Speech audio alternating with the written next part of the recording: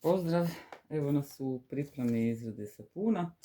Ja ću danas raditi sapun sa ljekovitim biljem. Danas nam je to brezina kora koja je jako ljekovita.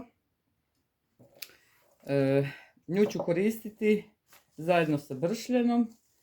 To je bilje koje raste oko nas i sad ću ga pripremiti za izradu sapuna. Bilje uvijek kad ga koristimo u kozmetici, bilo da li je to za kreme ili za izradu sapuna, čak i za tinkture, važno je usitniti ga. Zašto usitnjavamo? Usitnjavanjem olakšavamo da se ljekovite tvari iz biljaka ispuste u otapalo koje koristimo. Da li je to tinktura, alkohol, to jest da li su to ulja, evo, apsolutno je svejedno, bitno je od nas kao koji s tim se bavimo da bilje pripremimo adekvatno kako bi dobilo što najviše ljekovitih tvari. Isto tako ovu brezinu koru pokušat ću nasjeckati na što manje komade iz istog razloga.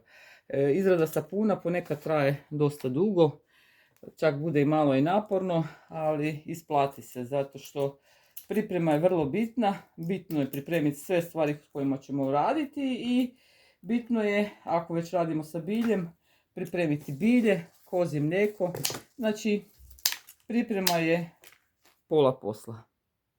Evo, dok pripremim bilje, voljela bih spomenuti nešto što je vrlo važno kod izrade sapuna, a to je ta oprema. Jedna od najvažnijih stvari su zaštitne rukavice ili gumene rukavice, jer radimo sa kaustičnom sodom, što je izuzetno korozivno i radi se o vrlo opasnim kemijskim spojevima koje ćemo raditi, tako da treba pripaziti na rukovanje.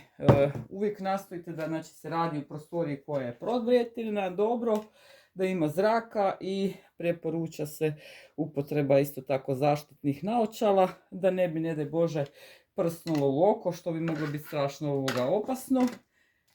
Jer kažem, znači radimo sa kaustičnom sodom koja će nam pomoći da nam se ulja pretvore kroz proces saponifikacije u sapun. U korištenju izrade sapuna treba će nam jedan dobar mikser štapni. Marka nije bitna, bitno je da je on dobar.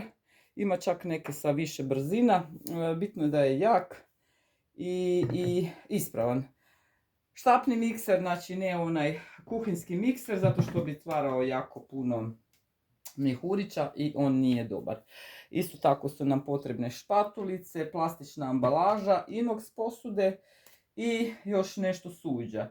Ja recimo dosta često koristim na radionicama razne silikonske kalupe koje se mogu koristiti i vrlo su jednostavne za pranje, za skladištenje, mogu trajati godinama. Evo ovaj jedan znam da imam već ja sigurno skoro 10 godina.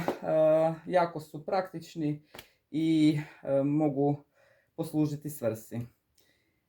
Kad napravimo pripremu, odabrat ćemo boje s kojima ćemo raditi. Ja sam već danas odlučila da ću raditi sa plavom i sa zelenom. Za zelenu će mi koristiti spirulina. Spirulina je inače jedna prirodna alga koja je jestiva i ljekovita. Jako je dobra za iznutra, ali isto tako izvana za kožu, pa ćemo ju koristiti u izradi sapuna kao zelenu boju.